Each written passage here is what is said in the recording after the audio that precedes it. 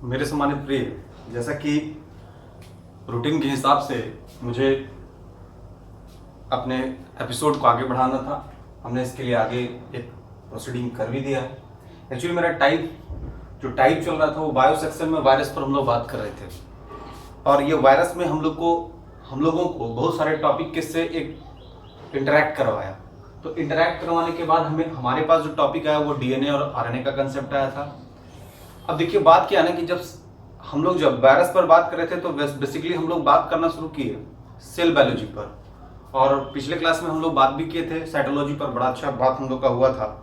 उस मैटर पर हम लोग जब बात किए थे तो बेसिकली एक चीज सामने आया कि अगर आप किसी खास चैप्टर को पढ़ते हैं और उसको उसके किताबी लैंग्वेज में पढ़ते हैं तो पक्का आपके दिमाग में तो नहीं जाने वाला है।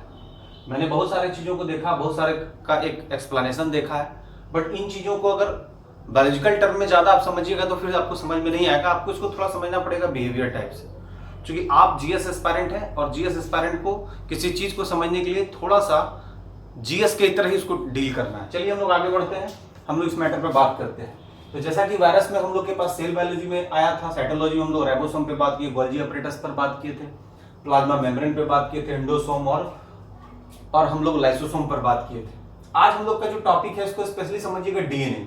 अक्सर आप सुनते होंगे डीएनए फिंगरप्रिंट, पूरा ये है genetic code, genome, protein synthesis, triplet codon, initiation जो कोडॉन होता है वो, जो नॉनसेंस कोडॉन, ये सब बहुत सारा नाम सुना होगा। एक्चुअली सबको एक बार आप बोल नहीं सकते, थोड़ा इसको समझिएगा हम बारीकी से।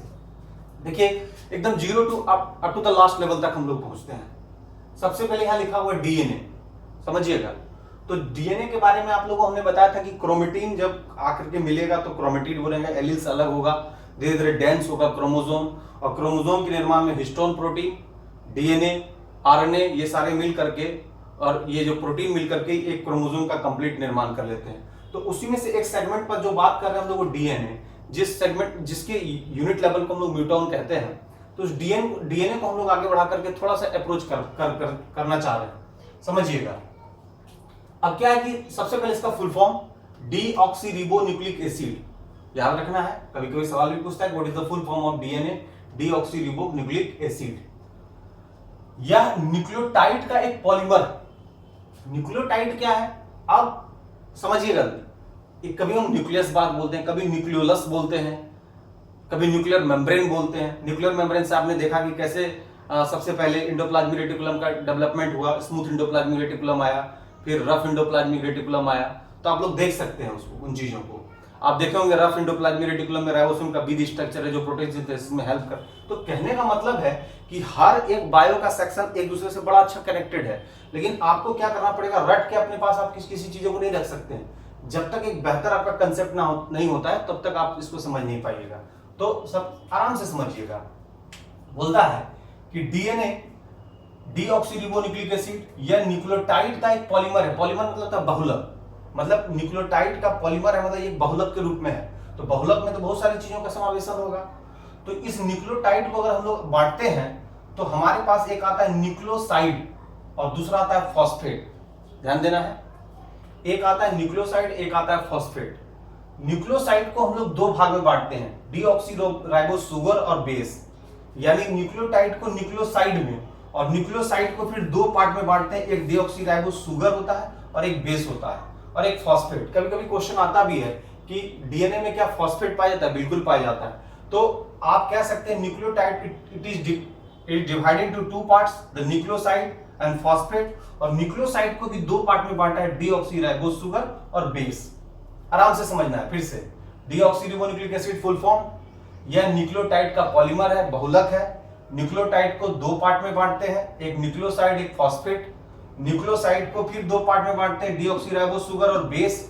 बेस फिर दो पार्ट में बढ़ता है, एक को प्यूरिन बोलते हैं और एक को पिरामिडिन बोलते हैं। तो प्यूरिन में बड़ा अच्छा नाम है, इसको आगे वक्त जब आएगा तो इस वर्ड का आप यूज करेंगे, एजी, प्यूरिन एजी और पिरामिडिन टीसी। तो प्यूरिन में दो यहां पर हम लोग के पास आया है, जो एक का नाम है ए और एक का नाम है जी, और पिरामिडिन में टी और सी। तो एडेनिन, ग्वानिन, थामिन, साइटोसिन। अब यहाँ पे क्वेश्चन आता है कि प्यूरिन इसके पिरामिडिन के साथ आकर के हाइड्रोजन बॉन्ड के साथ टैग करती है। तो एडेनिन किसके साथ करेगी? थायमिन के साथ। और ग्वानिन किसके साथ करेगी? साइटोसिन के साथ। तो आप यहाँ पर थोड़ा ध्यान दीजिएगा, यहाँ बॉन्डिंग का भी ख्याल रखना है आप लोग को कि एडेनिन थायमिन के साथ डबल बॉन्ड के साथ और ग्वानिन साइटोसिन के साथ ट्रिपल बॉन्ड के साथ। तो ये प्यूरिन का हो गया और ये कौन हो गया? पिरामिडिन। एक बार फिर से देखिएगा, the full form of deoxyribonucleic acid. ये न्यूक्लियोटाइड का पॉलीमर है, बहुलक है। न्यूक्लियोटाइड को कितने भाग में बांटते हैं? एक न्यूक्लियोसाइड और एक फॉस्फेट। न्यूक्लियोसाइड को कितने भाग में बांटते हैं? डीऑक्सीराइबोज शुगर और बेस। बेस कितने भाग में बटा हुआ है? तो प्यूरिन और पिरामिडिन। प्यूरिन जो है उसमें कौन कौन आएगा? एजी। और पिरामिडिन में टीसी। टिकट कलेक्टर याद रखिएगा, पिरामिडिन टीसी और प्यूरिन में एजी। ध्यान रखना, अगर नहीं याद रहे तो याद रखना है कि बड़े अच्छे अंदाज में, प्यूरिन के अंदाज में, प्यूरिन समझ लीजिए एक महिला है, अपने हस्बैंड को ट्रेन कराते ही विदाउट टिकट चल रही थी, बोली एजी टीसी। तो याद रखना है प्यूरिन। पिरामिडिन तो उस तरह का बड़ा नाम महिलाओं का नहीं, प्यूरिन नाम रख सकते हैं एजी टीसी, यानी अपने हस्बैंड को बोले कि एजी टीसी आ रहा है। अब समझ सकते हैं चेहरे का क्या होगा। तो अब एजी और टीसी ये दोनों के बीच में कंजुगेशन होगा, दोनों के बीच में वार्तालाप होगा, तभी कुछ फाइनलाइज हो पाएगा। तो ए का किसके साथ होगा? टी के साथ। कितने बॉन्ड के साथ? Double bond. जी के साथ किसके साथ? साइटोसिन। कितने बॉन्ड के साथ? 3 बॉन्ड।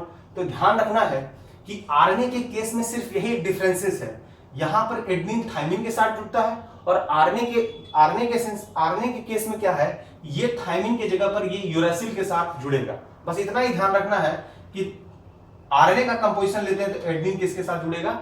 यूरेसिल की जगह, यानी थायमिन यहां से हट जाएगा, डिस्प्लेस हो जाएगा। अब चलते हैं, ये बात आप खत्म हो गया है तो थोड़ा सा इसका जीएस बैकग्राउंड है, थोड़ा हिस्टोरिकल बैकग्राउंड की तरफ। सेकंड स्पेशलाइजेशन है कि डिस्कवर्ड बाय ऑर्थर, इसके खोज करता है ऑर्थर। एक बार बीपीएससी में सवाल भी पूछा था, सवाल ये था कि डीएनए की खोज किसने की और उसके ऑप्शन में वॉटसन एंड क्रिक था। 90% कैंडिडेट ने वॉटसन एंड क्रिक को सिलेक्ट किया था। आपको पता होना चाहिए कि वॉटसन एंड क्रिक इसका डबल हेलिक्स मॉडल दिया है, तो ध्यान रखना है कि खोजकर्ता अलग है और जबकि इसके डबल हेलिक्स मॉडल का जो मामला है, डबल हेलिक्स मॉडल का मतलब है इस तरह से, ये इस तरह के मॉडल में रहेगा, इसको हम लोग डबल हेलिक्स मॉडल बोलते हैं। अब इसमें बहुत सारा बात है, पॉलीमरेज एंजाइम काम करता है, फिर ये खुलता है, 34 एंगस्ट्रॉम का होता है, हर एक पार्ट पर 3.4, उतना आपको डीप नहीं जाना है, बस जितना आपको बता रहे हैं आपके जीएस के हिसाब से काफी बेहतर है। तो चलते हैं, discovered by Arthur, double helix model Watson and Crick ने 1962 में इसके लिए इनको नोबेल अवार्ड भी मिला था। प्रयोगशाला में डीएनए का सिंथेसिस सबसे पहले हरगोविंद खुराना ने किया था, यह भी काफी इंपॉर्टेंट सेक्शन है। अब चलते हैं, हम लोग थोड़ा इस पर बात करते हैं कि डीएनए काम कैसे करती है। तो ध्यान दीजिएगा कि डीएनए सभी जेनेटिक फंक्शन को कोऑर्डिनेट करती है, जितना भी जेनेटिक फंक्शन है उसको कोऑर्डिनेशन का काम करती है डीएनए। प्रोटीन सिंथेसिस को कंट्रोल भी करती है, याद रखना है, प्रोटीन सिंथेसिस को कंट्रोल कौन करेगी? डीएनए। और प्रोटीन सिंथेसिस का सिंथेसिस राइबोसोम पर होता है। तो हमने पहले भी आपको बताया था, आपको याद होगा कि न्यूक्लियर मेम्ब्रेन के बाद पहले आता है स्मूथ और फिर आता है रफ। रफ में हमने आपको इस तरह का स्ट्रक्चर बताया था जो हमने कहा था कि प्रोटीन सिंथेसिस में ये हेल्प करता है। तो इसको थोड़ा समझिएगा कि प्रोटीन सिंथेसिस को कंट्रोल करती है, प्रोटीन का सिंथेसिस राइबोसोम पे होता है, 20 अमीनो एसिड्स का राइट सिलेक्शन जेनेटिक कोड पर, यानी कहने का मतलब है कि जो 20 अमीनो एसिड्स है उसका राइट सिलेक्शन जेनेटिक कोड के थ्रू किया जाएगा, इसे पॉसिबल है। और इस बात को बताया था नीरेनबर्ग और मथाई ने। बाद में रॉबर्ट हाले एवं हरगोविंद खुराना ने कंप्लीट जेनेटिक कोड का पता लगाया। इसको ध्यान से समझिएगा कि डीएनए सभी जेनेटिक फंक्शन को कोऑर्डिनेट करती है, प्रोटीन सिंथेसिस को कंट्रोल करती है और प्रोटीन का सिंथेसिस राइबोसोम पे होता है। तो यहां देखिए पार्टिसिपेशन कैसा है कि राइबोसोम पर प्रोटीन सिंथेसिस हो रही है, कंट्रोल एंड कोऑर्डिनेशन का काम डीएनए कर रही है, और साथ ही साथ एक चीज देख रहे हैं, इन सभी को करने में मदद कौन कर रही है? आरएनए। तो तीनों का कोऑर्डिनेशन हुआ कि नहीं? एक बार में तो हम लोग बात करके आगे निकल नहीं सकते हैं, इसलिए तीनों का कोऑर्डिनेशन आवश्यक यहां पर होगा। अब समझिएगा कि भाई कैसे करती है, इस पर ध्यान देना है। तो करने का यह है कि डीएनए सभी जेनेटिक फंक्शन को कोऑर्डिनेट करती है, इसका मतलब एक 64 बेस ट्रिपलेट कोड आता है, ठीक है। प्रत्येक अमीनो एसिड के लिए एक या एक से अधिक कोडिंग होगा, जैसे कि जिसको सेलेक्ट करना है उसके लिए कोडिंग की व्यवस्था होती है। कहा जाता है कि इनिशियल कोड इसका कहलाता है एयूजी। ये अक्सर क्वेश्चन पूछता है कि जो कोडिंग जिससे प्रोटीन सिंथेसिस में मदद होता है उसका इनिशियल कोड कौन सा है? एयूजी। और बोलता है जो क्लोज करती है प्रोटीन सिंथेसिस को जो क्लोज करती है उसका नाम है यूएए, यूएजी और यूजीए। तीनों याद आपको रखना है कि प्रोटीन सिंथेसिस को क्लोज करने का जो कोडोन होता है वो यूएए, यूएजी और यूजीए। इसको हम लोग नॉनसेंस कोडोन बोलते हैं। जो बंद करेगा वो नॉनसेंस आदमी होता है, जो क्रिएट करेगा वो क्रिएटिव होगा, जो किसी चीज को बंद कर रहा है वो नॉनसेंस है। तो नॉनसेंस कोडोन को यूएए, यूएजी और यूजीए बोलते हैं। तो इनिशियल कोड कौन है, यानी प्रोटीन सिंथेसिस के एयूजी, और सबसे पहले ये मैथिओनिन को कोड करके उस पर ये काम करता है। तो कहने का मतलब है, ध्यान दीजिएगा, इसको ऐसे समझिए, ये तो इसकी पूरी बात जो है ना बायोलॉजिकल टर्म में है। ऐसा समझना है कि भाई हमको प्रोटीन सिंथेसिस करना है, ठीक है, करना है। कौन कौन मदद करेगा? डीएनए करेगा, और कौन करेगा? आरएनए करेगा, और कौन करेगा? राइबोसोम। अब ये आपको पता है कि ऊपर वाला में यहाँ लिपिड सिंथेसिस है, और नीचे जो इंडोप्लाज्मिक रेटिकुलम है उसके ऊपर छोटा छोटा बीज लाइक स्ट्रक्चर है जो रफ है। रफ क्या है? राइबोसोम। अब उस राइबोसोम पर काम कैसे होगा भाई, कैसे इसका कोऑर्डिनेशन होगा? तो कोऑर्डिनेशन के लिए हमारे पास 3 हथियार है, 3 विपन्स है, जो 3 विपन्स अपना काम करके इसको एक्टिवेट करती है। विपन्स का नाम देख लीजिएगा। ये आरएनए प्रोटीन सिंथेसिस में मदद करता है, और इसमें सबसे पहला विपन्स का नाम है आरआरएनए। आरआरएनए के बारे में, ये राइबोसोमल पर लगे रहते हैं, इसको राइबोसोमल आरएनए बोलते हैं। ये राइबोसोम पर लगा रहता है। तो हम लोग कह सकते हैं कि जो आरएनए है वो राइबोसोम पे लगा रहेगा, और टीआरएनए का काम क्या है कि डिफरेंट एमिनो एसिड्स को राइबोसोम पर लाता है। अलग अलग जगहों पर से जो एमिनो एसिड है उसको लाने का कौन काम करेगा? Transfer RNA. और लास्ट में है मैसेंजर आरएनए। देखिए यहाँ पर डीएनए का पार्टिसिपेशन आ जाता है। मैसेंजर आरएनए डीएनए से बनता है, यानी एमआरएनए जो है वो डीएनए से बनता है, तथा एमिनो एसिड को सेलेक्ट करने में मदद करता है। तो कहने का मतलब है कि आरआरएनए राइबोसोम पे लगा रहेगा, यानी ये यहाँ पर आरआरएनए लगा हुआ है, जहां पर रफ इंडोप्लाज्मिक रेटिकुलम यहाँ पे आरआरएनए लगा हुआ है। डिफरेंट एमिनो एसिड्स को ट्रांसफर आरएनए उधर से क्या किया, डिफरेंट एमिनो एसिड्स को यहाँ पे लाया, ठीक है। ये जो लाने का काम मैसेंजर आरएनए कर रहा है, सॉरी ट्रांसफर आरएनए कर रहा है। और मैसेंजर आरएनए क्या है कि मैसेज इसके बीच में पास करवा रहा है जो डीएनए से बनता है, तथा एमिनो एसिड को सेलेक्ट करने में ये मदद करता है। तो अब यहाँ पर आप समझ पा रहे होंगे कि इस पूरी प्रक्रिया में प्रोटीन सिंथेसिस का कैसे काम चलता है। तो इसे यही ध्यान रखना कि 64 बेस ट्रिपलेट कोड, प्रत्येक एमिनो एसिड्स के लिए एक या एक से अधिक कोड की आवश्यकता होती है। इनिशियल कोड एयूजी है, और इसको जिसको मैथिओनिन कोड बोलते हैं, और क्लोज करने वाला जो प्रोटीन यूएए, यूएजी और यूजीए, जिसको नॉनसेंस कोडोन भी बोलते हैं। अब यहाँ पर ध्यान दीजिएगा कि इसका स्पेसिफिकेशन क्या है। तो स्पेसिफिकेशन में सबसे पहले प्रयोगशाला में डीएनए का सिंथेसिस हरगोविंद खुराना ने किया था।